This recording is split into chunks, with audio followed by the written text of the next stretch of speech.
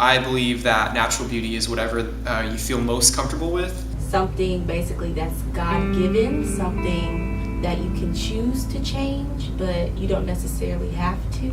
You have to basically do whatever makes you feel good about yourself and makes you feel good about who you are and validates that. It doesn't necessarily have to be physical always. I identify as gay. I am a member of the LGBT community. Growing up, it was something that I did struggle with, and it did make me feel very shameful about who I was. I came from a school where 95% of the school looked like me, talked like me, walked like me, act like me. And then I moved to Mansfield, which is completely different. I came to a school that was majority white, and immediately I started noticing things on how I was different. Skin color, hair texture, even things that I can't change, or even things that weren't physical, just culturally. Every day, whether you're attending a university, working at a job, or just out somewhere spending your day, you are exposed to a variety of different people. You are surrounded by people of different races, people with different clothing, and personalities. Some may be gay, straight, or even bisexual. And out of all those people, there's you. When you look in the mirror, what do you see?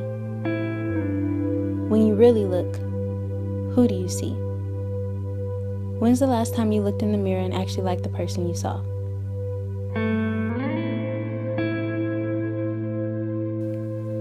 Are you that person that hates everything about yourself? Every time you look in the mirror, you just find something new that you don't like, and you just can't stand it?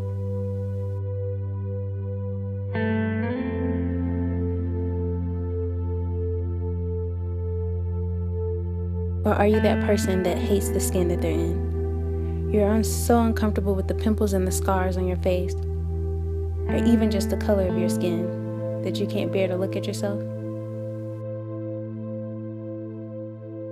Or are you that person that compares yourself to everybody around you? You look around and you see all the good things that they have and hate everything that you do have. Or are you that person that has weight issues? You constantly see yourself and think, I'm too big, or I'm too small, or I don't curve the way the people on social media do. Or are you one of those people who constantly look in the mirror and see that your hair texture is different, that it isn't long enough, or it isn't straight enough or soft enough for people to like? There are so many things you can list that you hate about yourself, but is that really the true definition of natural beauty? Natural beauty isn't just about, what's on the outside, it's what's on the inside as well. Think about how you treat people on a daily basis. I used to be that kid who was very self-conscious. I didn't like the way I look, and I would always find new things about myself that I didn't like. It was hard because growing up I did, get made fun of because I wasn't, and I still am not, as big as the other people around me. I don't have the loudest voice, and I do have glasses. So I was automatically put into a category where she's a nerd, or she can't be taken serious because she doesn't really talk, she can't defend herself, and things like that.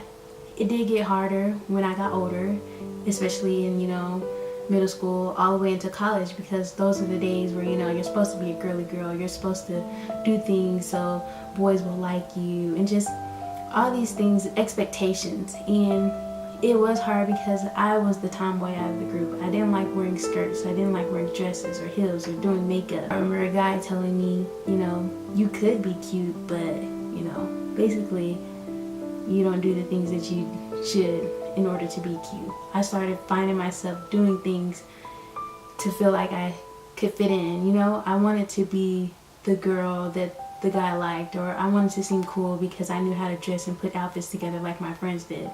And I just was trying to fit in because I didn't want to be the odd one out of the group. And I realized that that wasn't me. One thing that helped me was when I did go natural, because having naturally curly hair or stop getting perms, everyone says it's not for everyone, everyone can't pull it off. And you know what? That's the thing. It's not for everyone to pull off. It's not for everyone to think that you should be able to pull it off. It's what you think is good for you, you know, like something that makes you happy. You know, I wasn't immediately accepted by other people, especially my parents, you know. My mom would always say, why aren't you straightening your hair? My stepdad would always make jokes like, what are you going to do with your hair? And just constantly negativity that you didn't want to hear, especially with people you care about. You want them to be happy about the decisions you make, but you have to ask yourself, are you doing it because you want them to like it or because that's what makes you happy? So I told myself, you know what?